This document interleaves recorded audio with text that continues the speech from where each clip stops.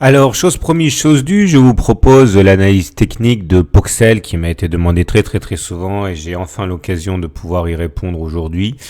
Alors regardez, la tendance, pas de doute, pour l'instant elle est baissière. Alors malgré la hausse assez conséquente à laquelle on assiste aujourd'hui, ça reste baissier, on le voit au regard des critères principaux de tendance. Tout d'abord, vous voyez, on est en dessous de la moyenne mobile à 150 jours qui descend. Quand on est en dessous de la moyenne mobile à 150 jours qui descend, on est en tendance baissière. Et tant qu'on ne sera pas repassé au-dessus de cette moyenne mobile à 150 jours qui est à peu près à 10 €, eh bien on sera toujours en tendance baissière au regard de cet indicateur. C'est confirmé par un autre indicateur qui est le fait que nous soyons en dessous que nous ayons des pics qui descendent et des creux qui descendent aussi. Donc ça confirme. Dernier critère, on peut en parler déjà un petit peu maintenant, c'est le critère de l'Ichimoku. Et l'Ichimoku va en fait nous donner une tendance au regard de la situation par rapport au nuage. Vous voyez, le nuage, c'est la zone qui est verte là. On voit que lorsqu'on est en dessous du nuage, on est en tendance baissière. Donc à ce niveau, pas de doute, la tendance est baissière. Par opposition, regardez, quand on est au-dessus d'une M20, d'une moyenne mobile à 150 jours qui monte, on est en tendance haussière. Également quand on est au-dessus du nuage, etc. Donc là, pour l'instant, au risque de me répéter, pour les trois critères à envisager, on est bien en tendance baissière. Maintenant, on va essayer d'affiner un petit peu pour voir si on peut espérer quelque chose de mieux.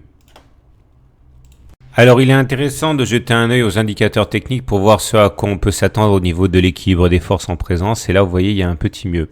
Globalement, c'est pas très bon parce que vous avez le momentum qui est en dessous de 0 et le RSI est toujours en dessous de 50. Le MACD est en dessous de son signal. Donc, on a ces trois éléments qui montrent que ce sont toujours les baissiers qui tiennent le marché. Ça changera si le momentum passe au-dessus de 0, que le RSI passe au-dessus de 50 et que le MACD croise son signal à la hausse. Vous voyez, la fois que ça s'est produit, c'était par exemple là.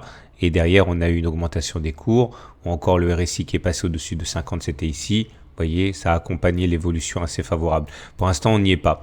Mais vous voyez également que les baissiers ont tendance à relâcher un petit peu leur pression puisque le momentum monte, le MACD aussi et le RSI aussi. Donc on est peut-être à l'orée d'une prise en main des marchés par les haussiers à suivre de près. Donc n'hésitez pas à mettre ces indicateurs sur vos graphiques. On va maintenant basculer dans une analyse purement graphique de Poxel. Alors voilà sans doute ce qu'il y a de plus intéressant pour les haussiers chez Poxel, c'est l'analyse graphique. On est à l'intérieur de deux figures graphiques qui sont haussières. Tout d'abord, vous avez en noir un biseau descendant, c'est-à-dire que vous avez deux obliques qui convergent vers le bas. Et il faut savoir que lorsque deux obliques convergent vers le bas en descendant, comme c'est le cas des biseaux descendants, il faut savoir qu'on a plus de chances de casser par le haut que par le bas. Et c'est d'ailleurs ce qui est en train de se produire ici. Et le plus intéressant, c'est que cette cassure ne se fait pas de manière fortuite. Regardez, il y a une claire augmentation des volumes qui montre que ce n'est pas une hausse qui se fait de manière anecdotique. Il y a un doublement des volumes pour l'instant sur Poxel. Sur cette séance cruciale de hausse du biseau, c'est vraiment très encourageant pour la suite. Et non seulement les volumes ont tendance à monter, mais en plus, vous voyez, la cassure se fait avec un gap. Ce gap-là, ça veut dire qu'il n'y a pas de cotation entre les plus hauts de la séance de lundi et les plus bas de la séance de mardi. Ça s'appelle un gap, c'est un signal de force. Donc, il faut absolument clôturer au-dessus de ce biseau. Ce serait très encourageant pour la suite, avec pour objectif, en théorie, d'aller chercher par palier les différents points auxquels on a attaché la partie haute du biseau. C'est-à-dire ce point-là à 7,13, ce point-là à 8,7, etc. Si on arrive à franchir ce point-là, 7,13, eh bien on viserait les 8,6, etc. Il faut également voir que de manière plus large, on est à l'intérieur d'une figure d'élargissement descendante, ici en orange, c'est-à-dire deux obliques divergentes mais qui descendent. Et ça aussi, c'est plutôt haussier avec plus de chances de casser par le haut que par le bas. Et les objectifs sont les mêmes, aller chercher les différents points auxquels on a accroché la partie haute, à savoir les 8,6, ça coïncide avec le haut du biseau noir, et pourquoi pas les 9,5. Chacun de ces objectifs correspondent à la fois à des résistances et des objectifs en ligne de mire des haussiers.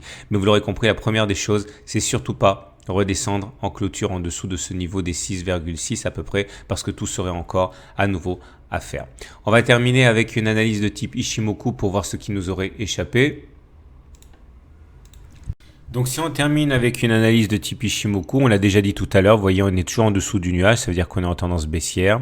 Pour basculer en tendance haussière au regard de l'Ichimoku, il faudrait que les cours aillent monter au-dessus du nuage, Ok, bon, là pour l'instant on n'y est pas, mais le plus encourageant, c'est surtout que on avait des remparts haussiers qui sont ici la Tenkan et la Kijun, la verte, la Kijun, la Tenkan, la marron, et ce sont en fait des résistances à la hausse. Vous voyez, comme la Tenkan a bloqué toutes les attaques haussières, et quand c'était pas la Tenkan qui bloquait les attaques haussières, c'était le nuage ou la Kijun. Donc en fait, ce sont des remparts, tout ça, la Tenkan, la Kijun, le nuage. Et là, on est en train de s'affranchir de la Tenkan et également de la Kijun. C'est très encourageant parce que ça veut dire qu'après, on n'a plus grand-chose pour nous empêcher d'aller tester le nuage. Donc c'est pour ça qu'il est très important de clôturer à la fois au-dessus de la Tenkan, au-dessus de la Kijun, puisque ce seraient des bastions qui seraient conquis pour les haussiers. À noter que la Kijun est actuellement 6,7 et que la Tenkan est actuellement 6,5. Il faudrait donc clôturer au-dessus. Donc vous l'aurez compris, idéalement sur la séance du jour, pour l'instant on est à 15% de hausse, il faudrait vraiment clôturer au-dessus du biseau noir, de la Tenkan, de la Kijun, qui globalement qui correspondent à des points assez similaires. Et du coup, on s'ouvrirait quand même des éléments de hausse assez importants. Par contre, si on devait clôturer à l'intérieur du biseau, ne pas tenir la distance, eh bien tout resterait à faire et ce serait partie remise. Alors pour être au plus proche de l'évolution brûlante de Poxel, je vous propose ici à 17h27, donc quasiment en clôture du marché, un bref retour sur tout ce qu'on a dit. Alors malheureusement, on finit avec une hausse de 8,3% qui ne nous permet pas de terminer au-dessus du biseau, qui ne nous permet pas de terminer au-dessus de la Tenkan ni de la Kijun. Donc j'ai envie de dire que le plus dur reste à faire. Tout ce qu'on a dit précédemment tient toujours, à savoir nous sommes à l'intérieur d'un biseau descendant qui normalement se casse par le haut. Également à l'intérieur d'une figure d'élargissement qui normalement se casse par le haut, mais on voit que c'est pas une mince affaire et que pour l'instant, eh bien, la tentative n'a pas été couronnée de succès. Il va donc falloir s'attaquer à cette figure une nouvelle fois, clôturer à l'extérieur et s'ouvrir donc les objectifs que l'on a précédemment cités. Je vous propose donc de surveiller très près ces niveaux qui sont les 6,65, les 6,44 et du coup il va falloir sans doute remonter un petit peu la figure comme ça pour mieux coller. Et donc maintenant, le challenge sera de clôturer également pour sortir du biseau aux alentours de 6,9. Peut-être pour demain.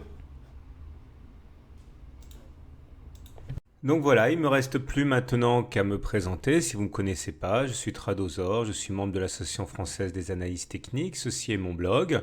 Alors si vous avez envie de faire vos premiers pas en analyse technique, j'ai écrit et réalisé pour vous un module de formation qui est là, il est gratuit, sans aucune obligation d'achat. Vous les récupérez, il y a une vidéo de plus de 30 minutes pour jeter les bases, avec également un livre numérique et un fascicule d'exercices corrigés. N'hésitez pas, encore une fois, c'est complètement gratuit, ça vous permettra d'éviter de grandes bourdes. Et puis si vous voulez aller plus loin et vous former significativement à l'analyse technique, je vous propose ici une formation intégrale constituée de 22 modules de formation. Et également, n'oubliez pas de vous inscrire ici à la newsletter pour ne pas louper les mises à jour. Et également, et enfin, le Trado Screener ici qui vous donne pour 250 actions la tendance en cours avec une note qui va de -6 à +6 et qui vous permettra de vous repérer au niveau du timing d'achat ou de vente de vos 250 actions préférées. Voilà. À très bientôt pour une autre analyse technique.